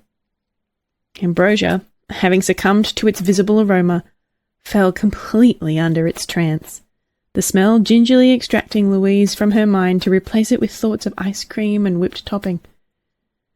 Soon enough, the smell reached Louise's nose too. Even if it wasn't still piping hot, It was still a freshly baked apple pie. Such a smell could pull a fish from the water. The stick fell from her paws as she could feel her own feet beginning to rise from the ground. But just before completely giving herself away to the pie's magic spell, she threw her paws around her nose and planted her feet back on earth. She wouldn't let a delicious smell spell her doom. Not this time. No matter how delicious it was, this time only Ambrosia would succumb to the whims of her tongue, and Louise would be ready to capitalize on it. The mouse's nose still plugged, tears in her eyes as she denied the pie odor's vicious attempts to force its way in.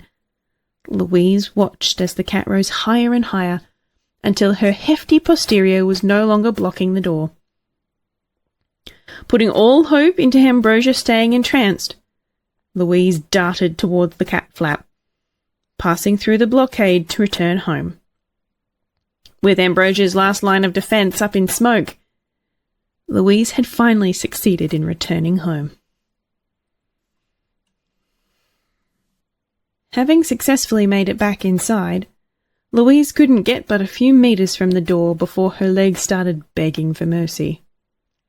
While her old body couldn't run as fast as it used to, she still had a fair amount of stamina. However, the extra 2 or 3 pounds she had packed on from her previous splurging drained it away real quick. She could no longer run for long distances and fell into a puddle of her own sweat before even getting halfway across the kitchen.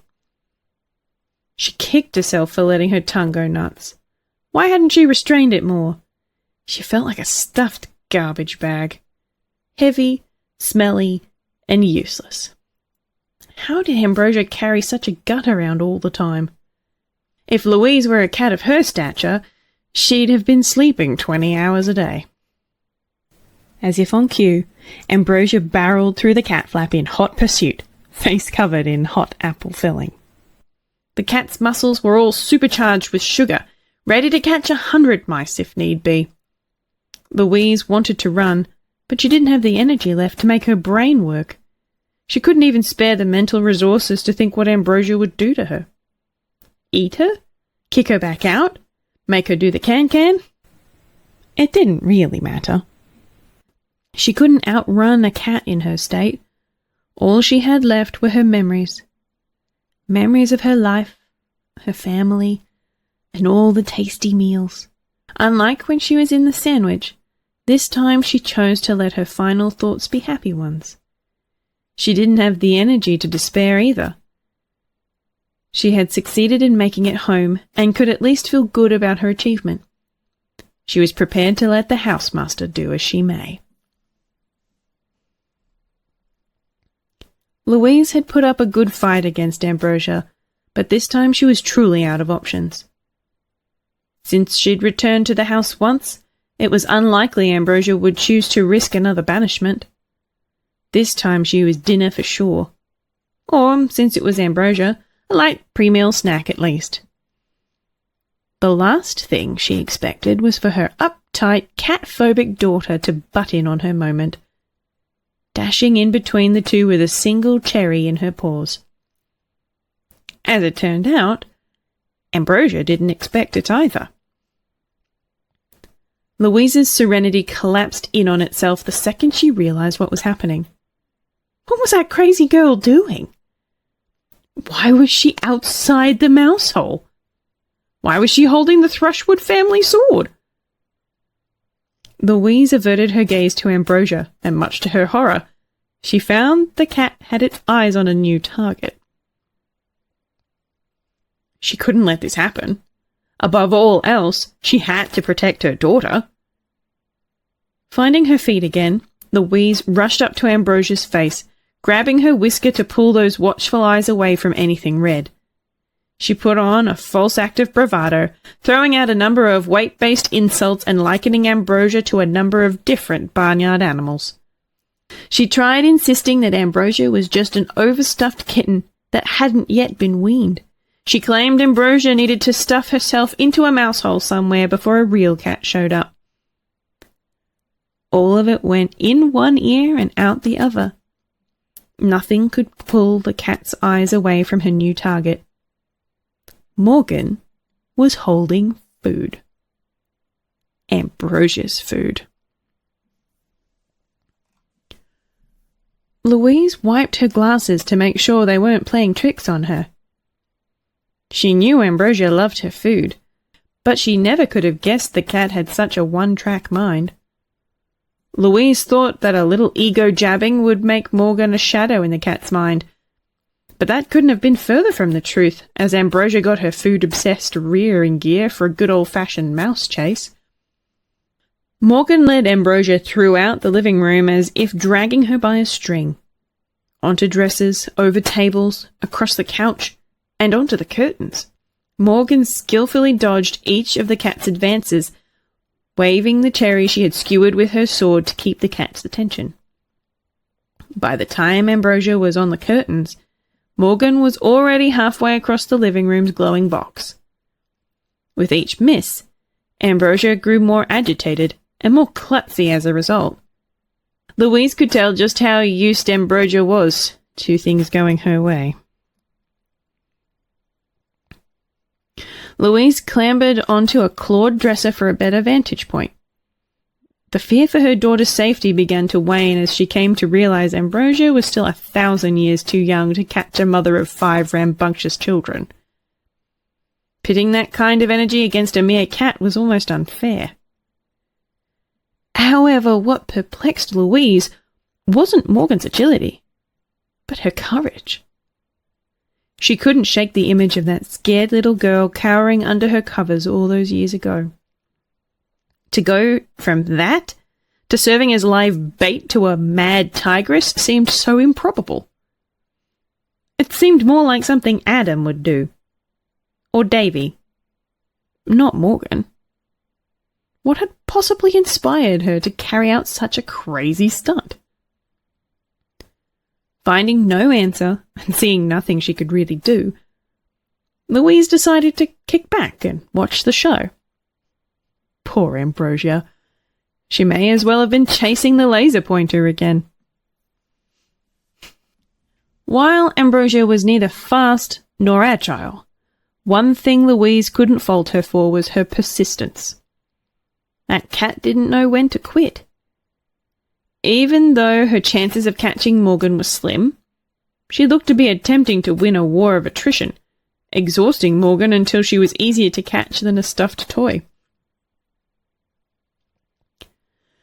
Fortunately for the Thrushwood family, Morgan had prepared for this strategy. With a wide lead on the cat, Morgan tagged out, ducking behind a corner to sub in Ambrosia's second jester Abigail, who emerged from the corner carrying a blueberry. As the mice expected, Ambrosia saw the new food and instantly had a new target. With less speed but just as much agility as her sister, Abigail led Ambrosia into another new room Louise had never seen. As Louise peeked her head in to see how her younger daughter was faring, she noticed that Abigail had intentionally led Ambrosia right in front of a bicycle. And the cat was getting on. Louise gasped. If this cat knew how to ride a bicycle, Abby was toast. Louise darted inside quickly to intervene. Perhaps she could pop one of the tires with her teeth before Ambrosia could get her momentum going. These thoughts were derailed as her eldest daughter gave her tail a little tug, stopping her cold. She angled Louise's head towards the floor, and Louise began to understand. This bicycle was stationary. It lacked the means to move. Regardless, the cat put the pedal to the metal as she gave chase, and Abby ran in front of her. The bike couldn't move a millimeter, yet clever little Abby was still running in place in front of it, creating the illusion of a chase. Louise had to suppress her laughter at the sight. While it was funny to see Ambrosia working up a sweat for what could have been the first time in her life, it was funnier knowing she thought all that pedaling was getting her somewhere. Morgan herself was too winded to speak, but as she caught her breath, she got to experience a little mother-daughter bonding. While hiding behind one dumbbell, the two got to watch another. The Thrushwoods knew it was only a matter of time before Ambrosia caught on to their trick. That's why they decided to stay one step ahead of her. While Ambrosia was burning through her sugar rush on the stationary bike, her third jester made his way onto her back and settled in right behind her neck. All it took was a simple "Yah!" and Ambrosia's new career as a bucking bronco was set into motion. With Ambrosia's energy depleted from all the chasing and pedaling, Adam was remarkably difficult for her to throw off. The more she tried, the more tired she became, and the more easily Adam could hold on. He led her into yet another room, and Louise had enough experience with toilets to piece together which room it was. While her son kept the cat busy, Louise managed to have a little chat with her eldest daughter about what was going on. It turned out that Morgan was the one that had opened the window to distract Ambrosia with the pie. It was part of their big plan to take Ambrosia down. Louise asked her daughter what possibly drove her to such lunacy, and Morgan pointed right at her mother's face. Morgan had seen everything. The competition, the banishment, the trip across the pool. It was all so inspiring to her. Louise had shown her just how outdated the old Thrushwood way of living was. She had blazed a path towards a new Thrushwood way, a dangerous way, but one they could follow if they worked together as a family. And the first rule, all naughty cats were to be put in their place. Morgan offered her mother the family sword and asked if she was interested to serve Ambrosia some humble pie. Louise smiled and took the sword in agreement. Poor Ambrosia was becoming skin and bones with all this exercise. She could use a slice or two. With Louise fully on board, Operation Lion Tamer was a go. As Adam kept Ambrosia occupied, the other three family members moved into a different room to set up their trap. Once it was ready, they baited Ambrosia into the room using a few of the small fruits Morgan had collected from the pantry back when Ambrosia was playing gatekeeper by the pool. Adam dismounted the cat and disappeared from view while her focus was on the fruit. Then, the game was on. The Thrushwoods had scattered a wide assortment of empty cans they had scavenged from the kitchen garbage can.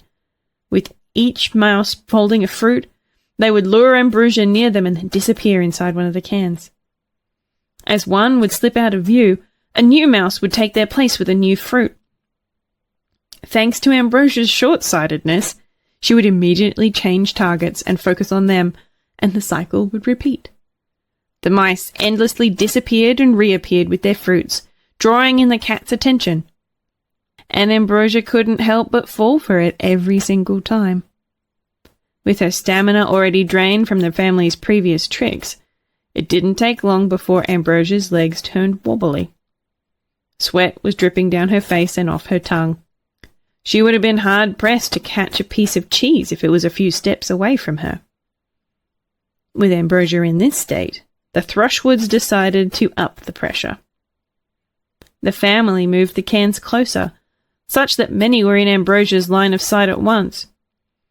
She was now faced with multiple targets running every which way, and her watchful eyes were catching them all, even if her paws couldn't. With such information overload, the strain on her body had reached her mind, which was becoming as gelatinous as her legs.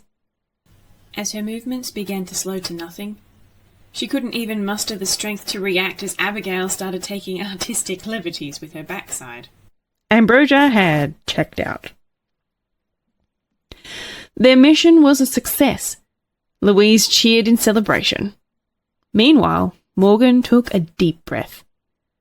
She knew what it was time for, even though a big part of her was screaming not to do it.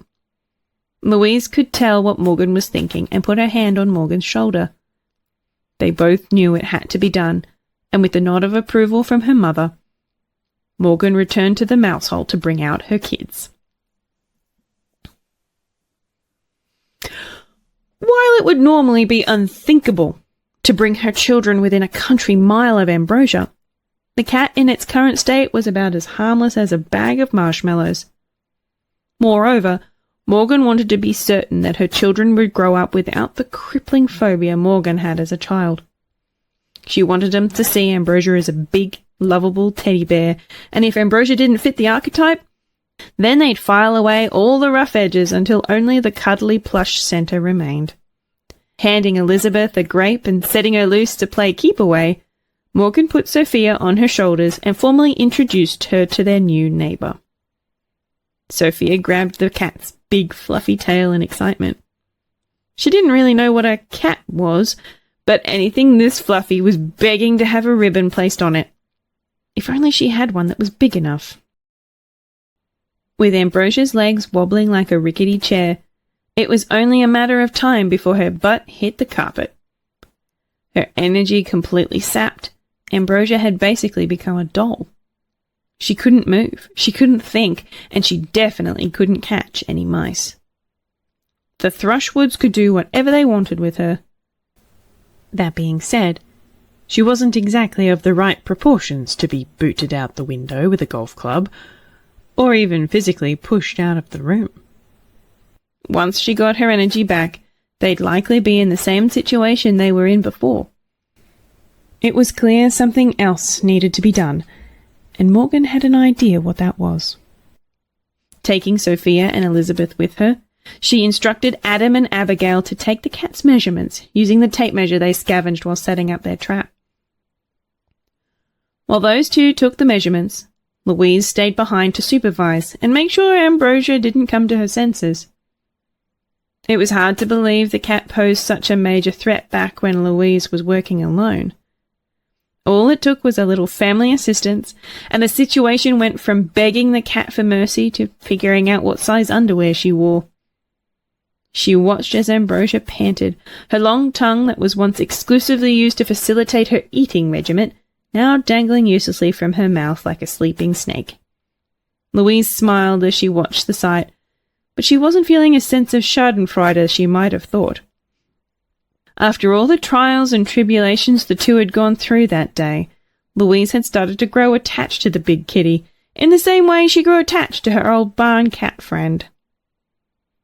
Ambrosia was starting to feel like a member of the Thrushwood family, and seeing her sit down and behave like a good girl filled Louise with something she could only call parental pride. Perhaps all Ambrosia needed to change her ways was a strong motherly role model. Louise would have to talk to Morgan about a rehabilitation program once the cat was properly dealt with. Abigail looked shocked as she read the numbers on the tape measure, though Louise couldn't figure out if it was because they were too high or too low. Either way, they raced off to report their results to Morgan. Ambrosia could no longer deny it. She was tired. If she couldn't find a source of energy soon, the mice would get away with her food scot-free.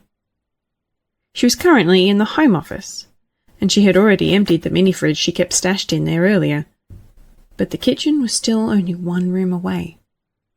All she had to do was get back to it, and she'd have all the food she needed. However, her legs were so weak it would be a stretch to say that she could make it that far. She could crawl for it, or perhaps squirm on her belly, but she didn't want to give the mice the satisfaction of seeing her reduced to such a state. If she took a nap, it would be just as effective as a seat at a buffet table. But that was the one thing she absolutely could not do. No cat worth its salt went to sleep when mice were on the loose. Her reputation would never recover. With her options limited, a miracle suddenly dropped in her lap. The faint aroma of milk drew her attention to a trio of mice that were unfamiliar to her. They were carrying with them her saucer of milk and dropped it a few steps away from her. At first she thought they were taunting her, but then she realized it was meant to be a gift. Ambrosia didn't like it. The idea of relying on mice to get her out of a jam sickened her. But perhaps she could rationalize it by claiming these mice as her new servants.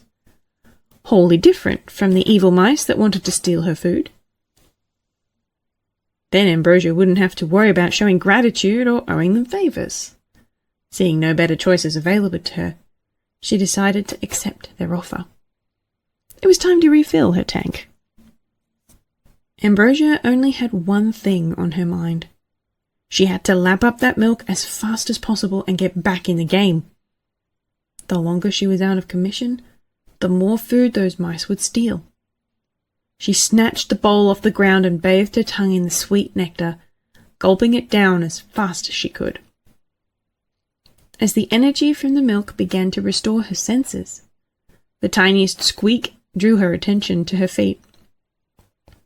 Another tiny mouse in a pink dress and a gloomy-looking one dressed similarly to the red-caped mouse were standing before her. In the pink one's paws was a striped straw. At first Ambrosia thought they wanted her milk and tried to pull it close to her face, but the pink mouse insisted it was a present. Claiming that slurping the milk down in one gulp will only give the cat hiccups and an upset stomach, she proposed the cat make use of the straw to drink at a steady pace and still feel good afterwards. The gloomy one silently nodded in agreement. Ambrosia felt a little ashamed once again to be relying on mice to help her get back in fighting shape, but she once again rationalized it by asserting these two mice were her new servants. It was their duty to get Ambrosia back on her feet, and it was her duty to make them do their duty. With that thought stapled into her brain, she accepted the straw without so much as a nod of appreciation, shooing the mice away. Then she set the bowl down to enjoy her drink through her new utensil, feeling very satisfied with herself. It wasn't long after that a third wave of mice appeared with more to offer Ambrosia, though the cat was better acquainted with this lot. Wearing their hats from before, Ambrosia's 3 jesters returned with a blanket and a fresh glass of milk. They claimed they wished to offer their full loyalty to their queen once again. Ambrosia was naturally sceptical, so they began their appeal. Unfurling the blanket, they wrapped it around Ambrosia's backside and folded it underneath her until snug. To Ambrosia's surprise, it was a perfect fit, and was awfully comfy at that. She wasn't about to turn away a soft blanket during a meal, so she let it be. Then the mouse in the blue shirt started juggling for her. It was decently entertaining, so she let it be. Finally, the red-caped mouse refilled her milk bowl with the bottle. The new milk had a remarkable warmth to it that made it go down so much smoother. It started to make her eyes feel heavy, but the taste was too good to resist. So she let that be as well. She thought for a second the room was getting darker, but disregarded it as her level of comfort playing tricks with her eyes. As her mind began to take on a thick fog, she suddenly had a hard time remembering what she was doing or why she was drinking the milk, but she was too comfortable to care much. She decided to just enjoy the juggling performance and keep drinking. She was certain the answer would come back to her eventually. Louise watched from the kitchen, the apprehension plain as day on her face. Had they finally exhausted her enough that this could work? Was the blanket comfy enough?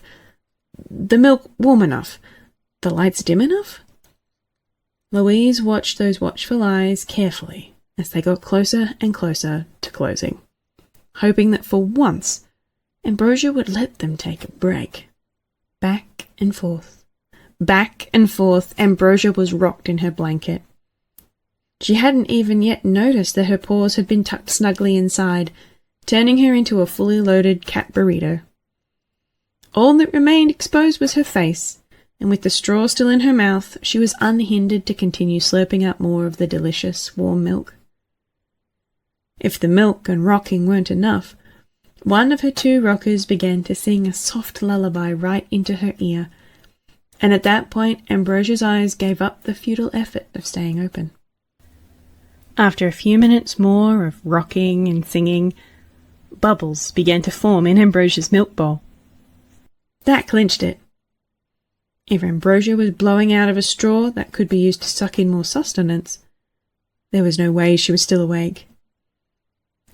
Morgan lifted the cat's heavy eyelid. Much like the cat's goofily satisfied grin, the eye said it all. Ambrosia was on vacation in dreamland, and the Thrushwoods were the furthest thing from her mind. Douglas gave the signal to his grandmother that the coast was clear. Louise beamed with delight. She was proud of the whole family for all the work they put in. She knew they could do it. And now it was time for the Thrushwoods to collect their just reward. The food from the fridge that Louise had won during her earlier competition. She and Ambrosia had never agreed upon an exact amount of food, but in an interest in forgiving Ambrosia, Louise decided to take a little more than originally planned and call them square, putting all the dirty deeds behind them. The kids were perhaps having a bit too much fun collecting the spoils, but Louise couldn't blame them. Were she not required to be the adult, she would have joined right in. The wagon was fully loaded and ready to go, but that in itself posed a problem. How were the Thrushwoods going to drag a food-stuffed wagon back to their mouse hole? They'd have better odds trying to roll Ambrosia down the hall. After all attempts at pushing the wagon proved fruitless, Morgan got another idea. She went back home to grab her mother's fishing rod, though when she came back, her plan got put on the back burner. As Morgan returned, she found her family treating Ambrosia's head as their own personal jungle gym. Deciding that it would be unwise to raise her voice, she gave her mother a stern look of disapproval. Louise giggled, setting down a wet floor sign beside the stream of drool pouring from Ambrosia's mouth. It was clear that the cat wouldn't be causing trouble in her current state, even if she did wake up. So why not let the kids have their fun? Morgan wanted to protest, but she did say earlier that she wanted the kids to overcome their fear of cats. With two of her triplets playing double dutch with the cat's whiskers, and her youngest daughter applying a green ribbon to the top of the cat's head, it seemed like fear was the last thing on any of their minds. Her layabout siblings were even taking photos of themselves, standing atop the beast they bested. However, Morgan had to draw the line at Elizabeth, who was sneaking a bite of chocolate from their haul. Morgan wasn't about to have her kids spoiling their dinner on such a special day. Morgan's plan was simple. All they had to do was dangle something delicious in front of Ambrosia's face, and Ambrosia would undoubtedly move towards it, asleep or no. Tying a turkey leg to her fishing rod, Morgan attempted to drag Ambrosia into a half-conscious state, but it didn't seem to be getting the job done. Ambrosia just kept snoring away. Knowing the cat pretty well, Louise asked to see Elizabeth's chocolate. With just a little bit of chocolate slathered on the turkey leg, Ambrosia's engine turned on. She inched forward like a worm, her limbs still contained within the blanket, and her tongue rolling along the floor to lap up the fatty drippings. Before she could squirm away, Louise cut open the back of Ambrosia's blanket with her sword to expose the cat's tail, fashioning the cut portion into a makeshift Thrushwood flag. Then they tied the wagon to Ambrosia's tail, turning the cat worm their own personal delivery service. She did such a good job with the first batch of groceries, there was enough time to make a second trip. Sophia was having fun just riding in the wagon, growing to like Ambrosia more and more. Elizabeth was rather salty, though. Her mother didn't seem to care about the cat spoiling its dinner. The Thrushwoods were just about done dropping off the last pieces of food into their mouse hole. It had taken a good 15 minutes, but thanks to Ambrosia they managed to get 3 wagons worth of food, enough to last a year or more if they were smart about it. All they had left was some candied celery and a single raspberry. Louise chose to handle the raspberry while the others took the celery. As they brought in the long green stalk, one of the candies got detached from the frosting as it bumped against the lip of the hole.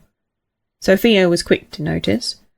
Her mother and grandmother had taught her the value of saving every scrap of food, and she wasn't about to let a piece of candy go to waste. She bounded up to catch the candy and bring it inside, dropping her plush toy in the process. Louise, still carrying the raspberry, spotted the fallen toy and paused. She couldn't just stand by and let Sophia's fallen toy go forgotten. Unfortunately for Louise, a certain four-legged foodie was rising from her milk-induced slumber, having finished off the chocolate turkey in her sleep. Her eyes opened to the sight of her candied celery disappearing into a hole that was too small for her to enter, along with a familiar green-caped mouse, once again holding a piece of her fruit. Her senses restored from a good long nap, Ambrosia was steamed hotter than a piece of broccoli. She absolutely wasn't letting her prey get away, but she needed to do something about the plush blankets suppressing her limbs. Too frustrated to simply unroll herself, she tore through the blanket with her claws, turning the cloth into a new fashion statement. She realized this new outfit covered up her intimidating fur markings, so she grabbed a nearby paintbrush and quickly remedied the issue. With a newly painted angry skull on her side, her paw came down in front of the mouse hole to block off the green-caped mouse's escape route. This time, none of the mouse's fancy tricks would save it. This mouse would be the one to pay the price for stealing her beloved food stash, and no tantalizing foodstuffs were going to distract her. Ambrosia was too hungry for vengeance to let that happen again. With Ambrosia's watchful eyes locked on the green-caped mouse, there was nowhere to hide. And with her fabulous self now being bright-eyed and bushy-tailed, there was no way to run either.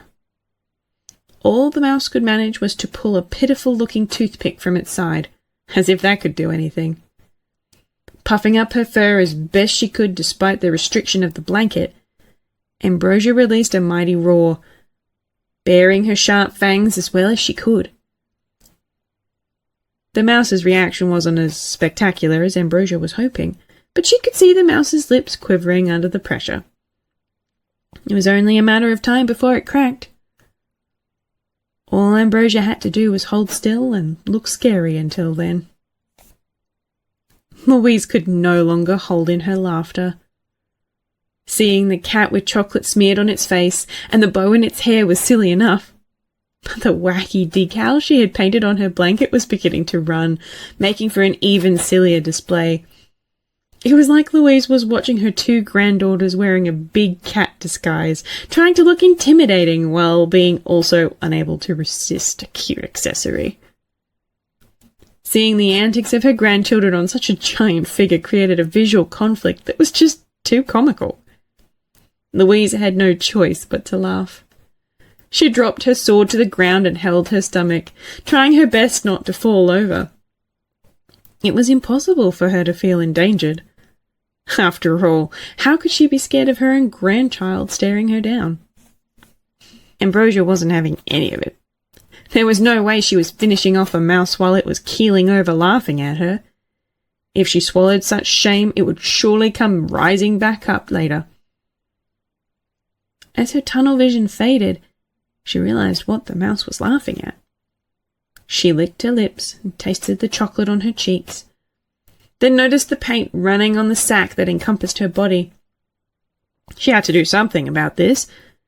First, she tore open the front of the blanket to hide the paint, and rose onto her hind legs to make herself look bigger. She even used the blanket to increase the enlargement effect.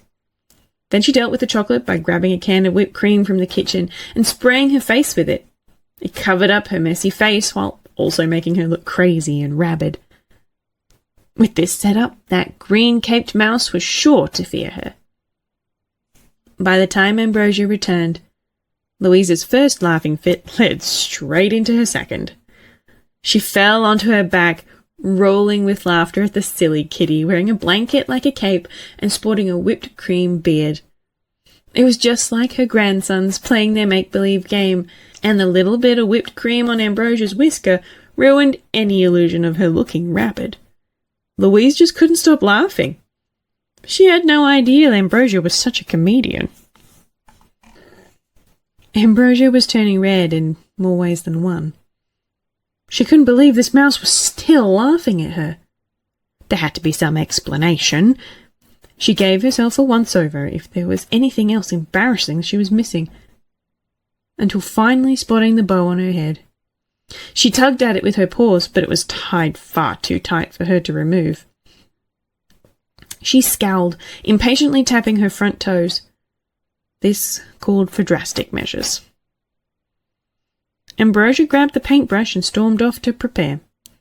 This time she was pulling out all the stops. Standing up on her hind legs to look as big as possible, she drew a scary face on her belly and lit some candles to create some spooky atmosphere.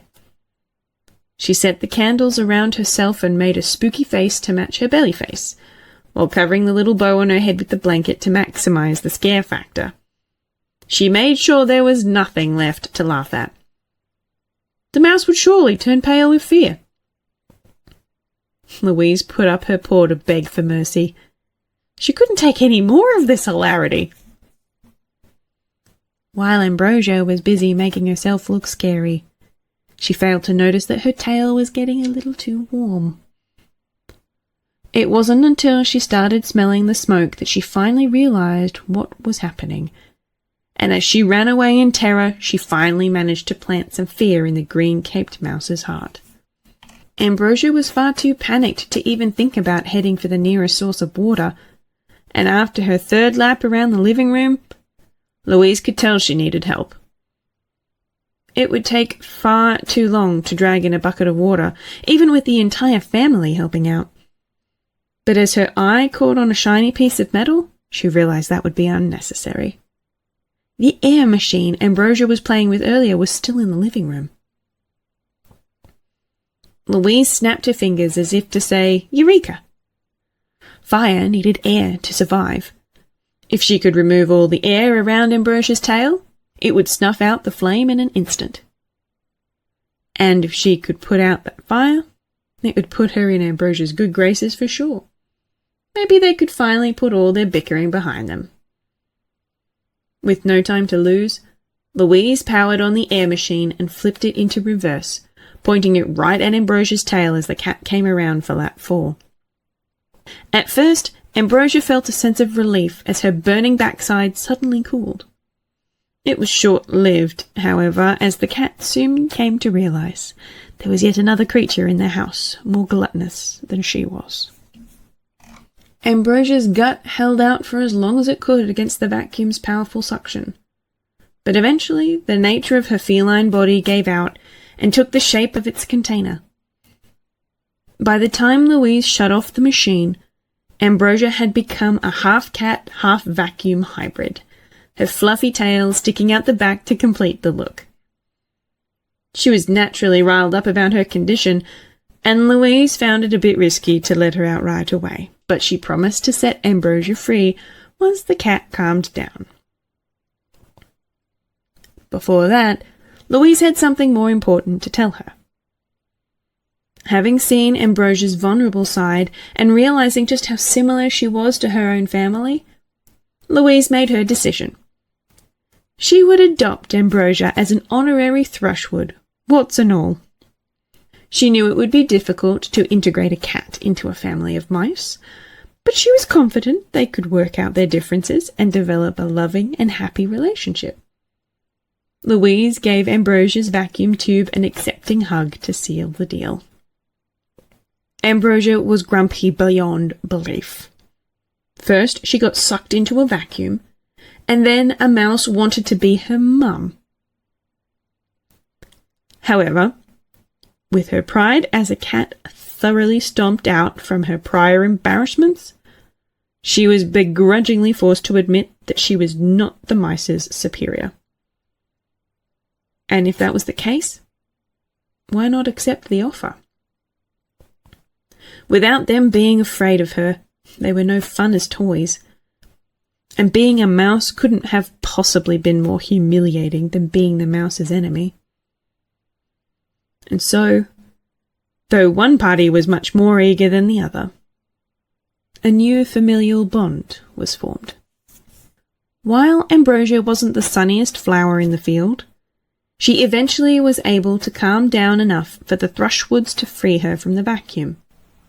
Once Ambrosia was out, she couldn't rightly start eating or banishing her family. She was stuck between a rock and a hard place. All she could do was accept her new lot in life, as the youngest child of an elder mouse. Louise was no fool when it came to raising kids. She was certain Ambrosia would have her moments of acting out and rebelling, but Louise was confident she and the rest of the family could keep her in line. Besides, the family owed Ambrosia a big favour for introducing them to the new Thrushwood way. A lifestyle without settling for table scraps, where one states what they want and pursues it. They owed it to her to teach her to become a model kitty. To kick off the teachings, Ambrosia would have to pay the consequences of her misbehaviour. Louise wanted to be a good mother after all, so as punishment, Ambrosia's desserts were greatly reduced in portion size for a whole week. The cat's grumpiness got her a great deal of teasing from her siblings, but luckily she was able to take it without embarrassing herself further. For being such a good sport, Louise promised her she was free to tease her siblings as much as she wanted, provided she didn't become a bully again. It was anyone's guess what the fate of the Thrushwoods would be after Ambrosia's adoption. Would Ambrosia stay tame and civil? Would the family stay happy and well fed? Would a new threat come to jeopardize them all? Only time would tell. All there was to do now for the Thrushwoods was revel in their victory. They had finally obtained the cuisine Louise had always dreamt of. Thanks for listening.